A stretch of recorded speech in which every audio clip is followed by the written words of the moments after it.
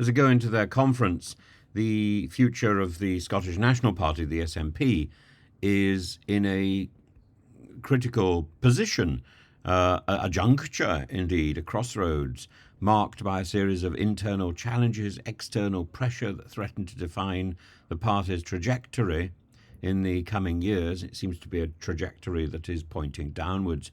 And the recent statement today by Stephen Flynn, the SNP's Westminster Labour leader, the charismatic leader of the Westminster part of the SNP. He says that the party would have fared worse in the general election if the coalition with the Scottish Greens had not ended. That's a stark acknowledgement of the difficulties the SNP now faces. His critique of the power-sharing deal reflects the growing unease within the party about its direction and the consequences of recent leadership decisions. Humza Yousaf's decision to end the coalition with the Greens earlier this year was a bold move, and I'm interested and heartened that it's backed by Stephen Flynn. These are the two individuals that I admire most in the SNP group, along with John Nicholson. But it's rooted in the Humza's decision is rooted in the recognition that the partnership with the Greens was no longer tenable. He had taken over leadership in a turbulent period, and I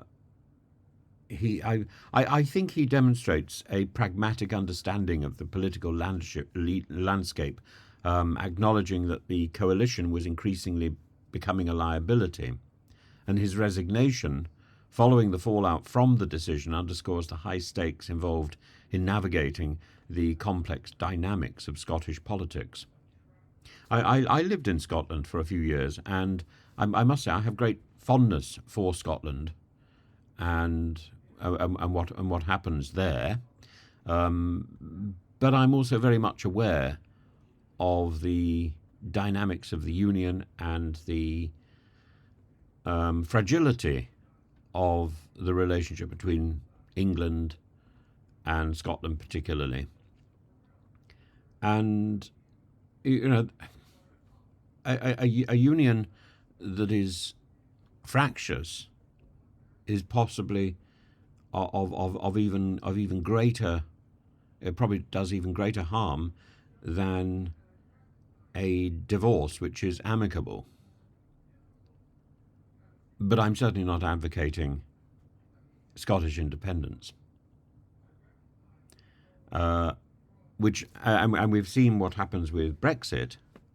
It leads to years of chaos because Brexit isn't over. And Brexit, nobody has yet demonstrated the benefits that Brexit could bring. Now, this is partly because Brexit was managed by twits like Lord Frost. But it's also because at the core of Brexit is a negativity rather than a positivity. We should be doing things because they are positive, because they are beneficial, not because they are negative, not because they are harmful.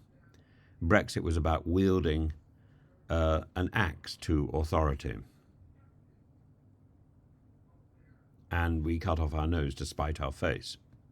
Stephen Flynn deserves praise for his clarity and his foresight here, as he did every time in the last Parliament, standing up as the third party and speaking without notes and speaking with such clarity and such determination. He deserves praise for, as I say, his clarity, his foresight in recognising the coalition with the Greens as unsustainable. His leadership has been instrumental in steering the party through a challenging electoral period, and his willingness to speak frankly about the party's internal issues is commendable. His assertion that the SNP's election performance would have been even more dismal had the coalition persisted is not just a reflection of his discomfort with the Greens, but a broader critique of the SNP's recent strategic missteps. And in contrast, the legacy of Nicola Sturgeon, Peter Murrell and John Swinney has come under significant scrutiny. These are all figures of the past. Sturgeon, once a dominant figure in Scottish politics, left behind a party enmired in controversy and division. Murrell's involvement in financial scandal, which has cast a long shadow of the SNP, is particularly damaging. And the allegations of embezzlement and the subsequent police investigation have not only tarnished his reputation, but have also raised serious questions about the party's governance under his and Sturgeon's leadership. Swinney's role, particularly in the aftermath of election losses, further highlights the need for a new direction within the SNP, and his leadership during the post-mortem of the election results appears to have been more about damage control than genuine introspection. The only person here providing leadership is Stephen Flynn. The SNP's alliance with the Greens was initially seen as a progressive step towards a more inclusive and environmentally conscious Scotland. However, as Flynn points out, the reality of governing with the Greens proved to be far more challenging. The Greens, for their part, have argued that they delivered significant policy wins, such as the emergency rent freeze and free bus travel for young people. However, these achievements were not enough to offset the broader political costs to the SNP, which struggled to maintain its electoral dominance. The SNP, as it enters its conference, is therefore at a crossroads. The leadership of Yusuf and Flynn represents a potential path towards renewal and recovery. Their ability to navigate the party through this period of uncertainty will be crucial in determining the SNP's future. Yusuf and Flynn, somebody who has been the leader, somebody who is the leader in Westminster. There is no leadership that I can see in Scotland. But to help, these two individuals must distance themselves from the failures of the past and chart a new course that addresses concerns that are expressed by the electorate while remaining true to their party's core values. And so what are its party's core values? Well, almost everybody in the SNP would say the core value is about independence. I think the core value is about establishing a left-of-centre political party that is not the Labour Party, and that is the problem. That is the fundamental problem.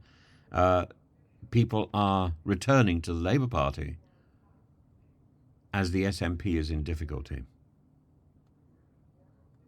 The SNP it will face significant challenges, and I'm not sure there's a path forward. The leadership provided by Yusuf, the leadership provided by Flynn, the leadership provided by Swinney. It doesn't suggest rejuvenation. It doesn't suggest it can regain the trust of the Scottish people who have voted for it. It doesn't suggest a party on the way up. It suggests a party on the way down. After 17 years, maybe it's time to step aside and to recognise that its time has passed and it did not make the best of its moment. In the meantime, if it's going to survive as a party, it needs to make a clean break with the past, with those responsible for the party's current woes held to account. I personally don't think one of those is Humza Yousaf. I think Humza Yousaf did his best, but the stuff that he was hanging on to, Nicola Sturgeon, was so discredited, particularly by the Murrell and the caravan stuff, that he needed to have distanced himself further from her. And as somebody who was closely associated with her in the first place, that was not possible. The future of the SNP depends on its ability to learn from its mistakes, as indeed the future of the Conservative Party in the South depends on its ability to learn from its mistakes and to adapt to the evolving political landscape.